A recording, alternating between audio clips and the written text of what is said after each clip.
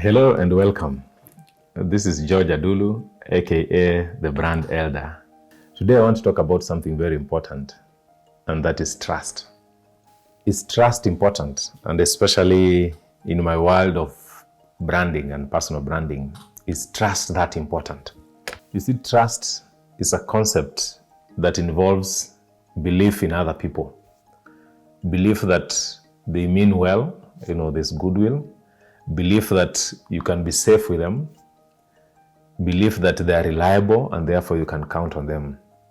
When you think about how we lived before, in the forest, and we would hunt to be able to get food, we needed to trust, we needed to rely on other people for survival, so that when we went to hunt, if it's a big game, then you needed to be sure that the people you're hunting with will do what they're supposed to do, so that the animal does not kill you, that they'll protect you, that they'll play their part. So in our DNA, we had to evolve that element of trust, that it became so important that it meant whether we would survive or not. And therefore our ability to quickly tell whether the person we are dealing with can be trusted or not, is a friend or not, meant that we would die or we would survive. And so we see trust being part of our DNA. And indeed, even our brains are wired to prioritize trust. There's a part of our brain called the amygdala, and that part is responsible for flight or being paralyzed. Okay? Say you meet danger, you're walking and in the bush somewhere, you see the bush shaking. Your first reaction, even before you can process what is going on, it could just be a rat moving, or it could be a snake, or it could be an animal that is hiding there. Even before you can process all that information to determine what exactly is going on, usually you will have reacted. For some people, they'll freeze, be paralyzed, they don't know what to do. And for some people, you will jump fast. The part of the brain responsible for that reaction, is called the amygdala. And how the amygdala works is that it has the ability to hijack information. Okay? So if the information is supposed to move from here to here, where it's going to be processed, because of that threat that stimuli is creating, it's the bush shaking, the amygdala will jump in and arrest this information even before it reaches to where it's supposed to for processing, and force you and tell your muscles, jump or run. Okay? So that's how our brains are wired. Our brains are wired to react to the environment. And if that environment is hostile, then our brains are wired to actually protect us, but by giving us a mechanism of flight. Now, the most important question you want to ask me now is, how do you establish trust? Now, it's a very interesting concept, because psychologically, because of that evolution of trust, is that when we meet a stranger, a person that we don't know, we quickly make a determination whether this person represents danger or safety. Are they a friend or are they an enemy? Now, that determination is done so fast. It's actually a tenth of a second. Okay? It's done that fast, and then quickly we make very big decisions. You can imagine, in a tenth of a second, somebody has already decided whether you're a friend or an enemy, they can trust you or not. Okay? And even, are you competent or not? If it's in a professional setting, they're making that determination very fast. And now, that whole concept of determining whether they can deal with you or not is what psychologists call thin slicing. And at the core of thin slicing is using very minimal information to make very big decisions about somebody. And once that decision is made, then they quickly decide how they're going to deal with you. But the question you want to ask is, on what basis does it decide whether to trust or not to trust? Enemy or friend? Competent or otherwise? Now, subconsciously, our brains make that determination based on how we look, our body language, how we speak, and even the choice of words that we're using in our speech. And so, based on that knowledge that our brains are always thin slicing others, the question I want to ask, is your dress still your choice? Is how you look still your choice?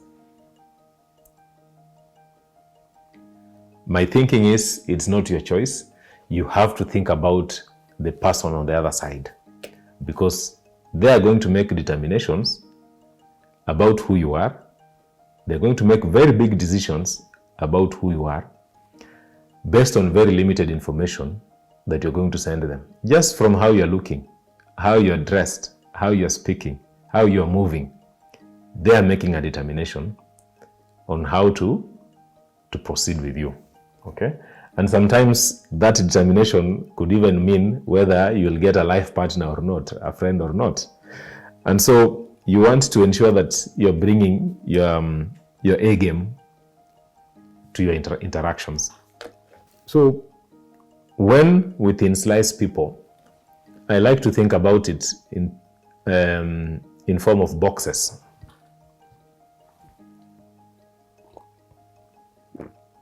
And because I come from a photography background, allow me to use a concept that I know. We call it RGB, red, green, blue. It's a color concept within photography.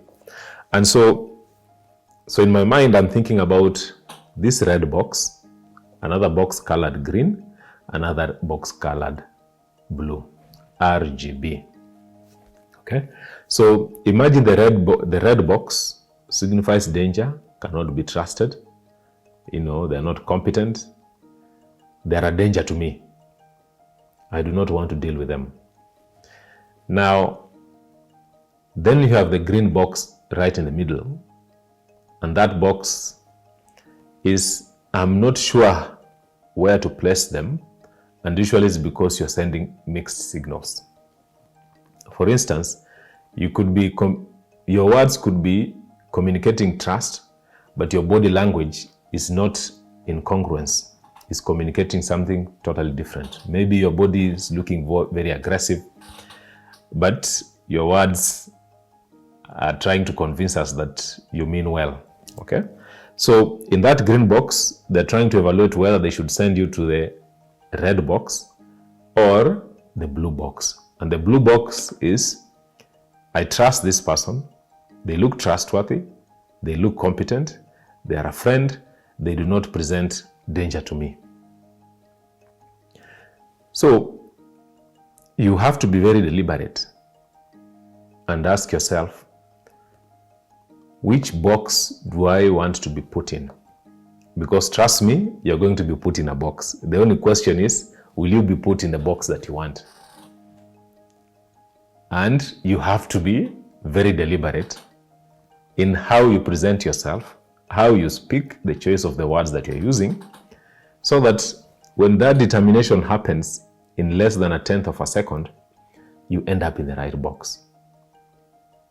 And that's the essence of personal branding.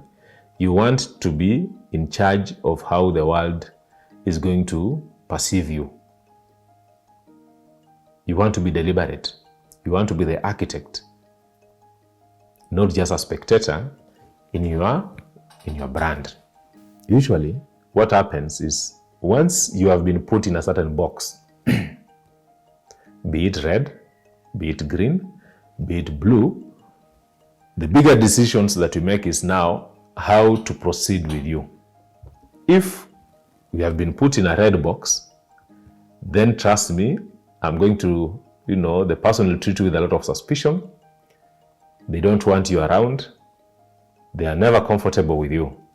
But if on the other side, you have been put in the blue box, I can be trusted, this one is friendly, they don't represent a threat to me, then the reaction or the way they proceed in dealing with you is of that friendly nature.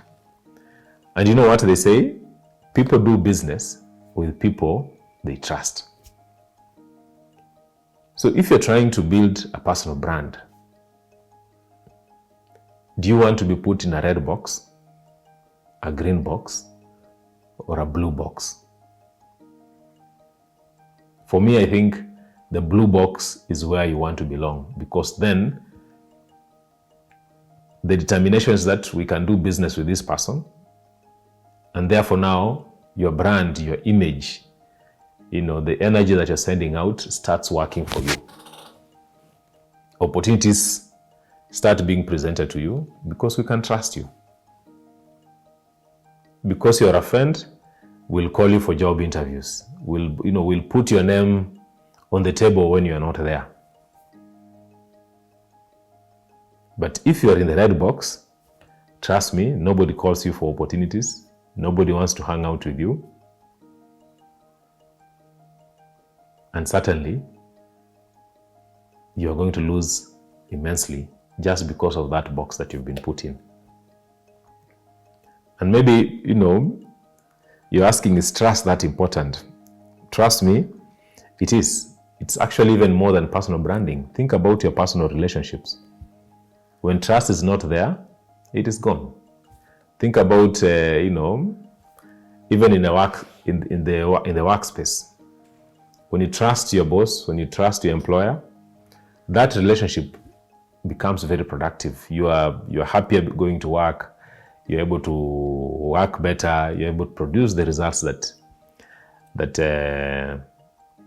you expected, and even go beyond that. But when there is no trust, you do the bare minimum, collect the salary, and go home.